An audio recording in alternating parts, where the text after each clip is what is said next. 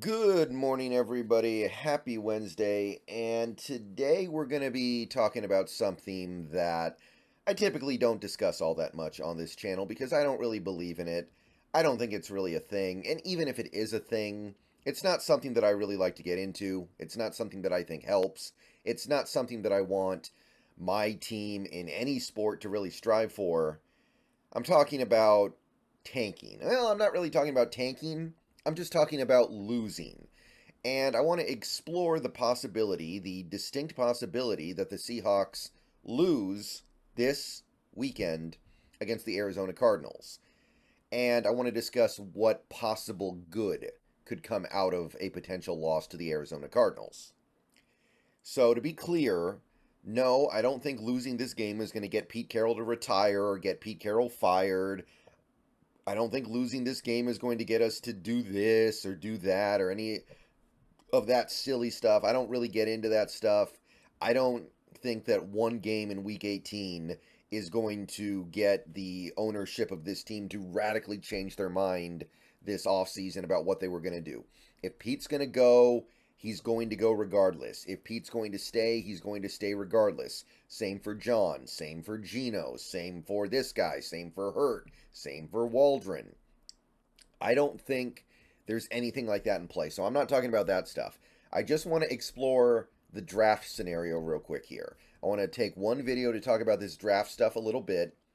And then when I say it, I've said it, it's done. I won't have anything else to say about it because I'm going to refocus my attention towards the Seahawks, hopefully winning this game, getting to the playoffs, and then seeing what happens from there. I don't expect anything good to happen if we do get in there, but that doesn't mean I'm going to prefer the alternate scenario of not even making it when I don't think there's really anything in it for us. Again, the decisions have likely already been made on these coaches, these players. One game in week 18 is not going to change that. However, there's one thing that gets changed a little bit, and I want to lay it out.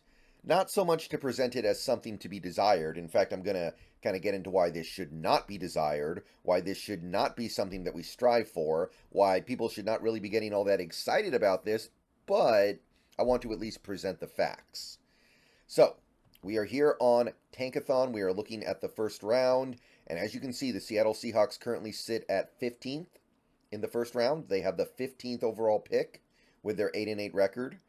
So, let's explore possibilities here for a little bit. So, the Seahawks are 8-8. They have the same record as three other teams. And as you can see, they have a big strength of schedule deficit against the Bengals, so we don't have to worry about that.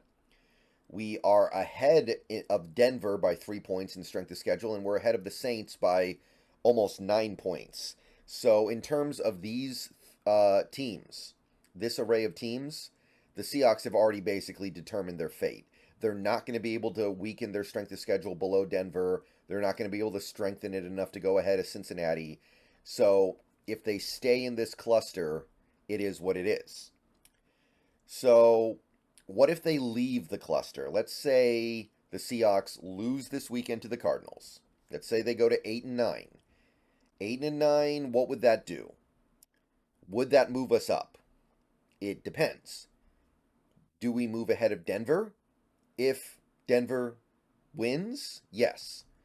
Who does Denver play? Well, they play the Raiders on the road. I think the Raiders are going to win that game. I think the Raiders have got it. I think the Raiders are actually playing good football lately. They're doing some things right. And I think they're going to beat the Broncos on Sunday afternoon. But if Denver does find a way to win that game and we lose our game, we would jump them and go to pick 14. And then you've got the Saints, the other 8-8 team that is currently ahead of us in the draft order. If you go to the scoreboard, you will see the Saints are playing the Falcons at home. I think the Saints are going to win that game. So let's say they do. Let's say the Saints do win this game, 10 a.m. CBS against the Atlanta Falcons. Then we would jump them and go to pick 13. Now, that gets us to pick 12, with them currently held by the Minnesota Vikings, who hold a 7-9 record. So let's say they win their game. And by the way, that's not going to be easy. They're playing the Lions. an angry Lions team that does have a little something to play for here. And the Vikings, who knows what they're going to do at quarterback. So honestly, the odds of the Vikings winning their game is very low. So probably not going to happen, but let's say that it does. So let's say the Vikings win and go to 8-9 and Seattle's 8-9. We have a larger strength of schedule, a better strength of schedule than the Vikings. So not only would we need to lose, not only would the Vikings need to win, we would need the right results to happen around the NFL outside of our game to make it so that our strength of schedule goes lower than the Vikings. The Vikings would have to come up, ours would have to go down, and it would have to be enough to get that to flip. So that is asking for a lot. That is a lot to ask for. That is getting a camel to go through the eye of a needle. So straight up, I'm looking at this and I'm going, you may as well play the Powerball at that point. You've got a better chance of winning the Powerball than to have the Seahawks actually pick ahead of the Vikings.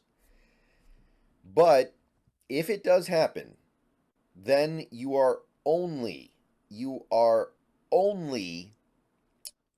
moving up to 12. And then the next team on the list is the Raiders, who we already said we want to lose to Denver so we can move ahead of Denver hypothetically. And by the way, their strength of schedule is so much weaker than ours. It's over 2.5 points. It will never be made up in 1 week. It's almost inconceivable. So that's it. That's as good as it gets. And when I say good as it gets, I mean in the hypothetical scenario that you've already accepted a Seahawks loss. So in this scenario, the perfect scenario, Seattle moves from 15 to 12. Is that exciting anybody? Is that getting anybody out of their seat?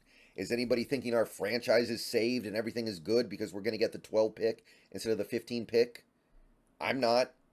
If you're actually rooting for that, then I don't know what scenario you think is going to play out in this draft that's going to completely turn this franchise around because we got pick 12 instead of pick 15.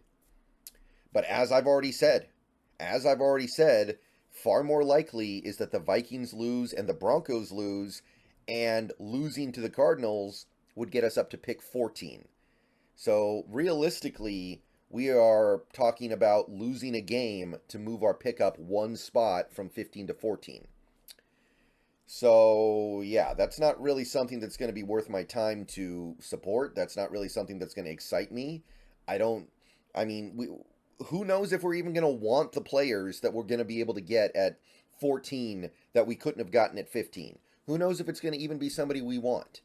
Even at 12, probably the top 3 quarterbacks are going to be off the board. Maybe picking 12 allows us to get Penix, where we maybe can't get him at 15. I don't know. Maybe there's some really good offensive tackle that we could draft to replace Lucas that we wouldn't be able to get at 15.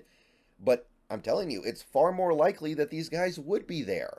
So, yeah, if you were thinking about rooting for the team to lose this Sunday because, you want that slightly better first-round pick, I just want to lay out exactly how slight this is. Best case scenario, the best we can do is to move up to 12. But realistically, we're talking about moving up from 15 to 14. So if you think that's worth losing a game, then Godspeed, I guess. But I don't know what you think is going to happen at 14 that can't happen at 15. See you guys later. Go Hawks.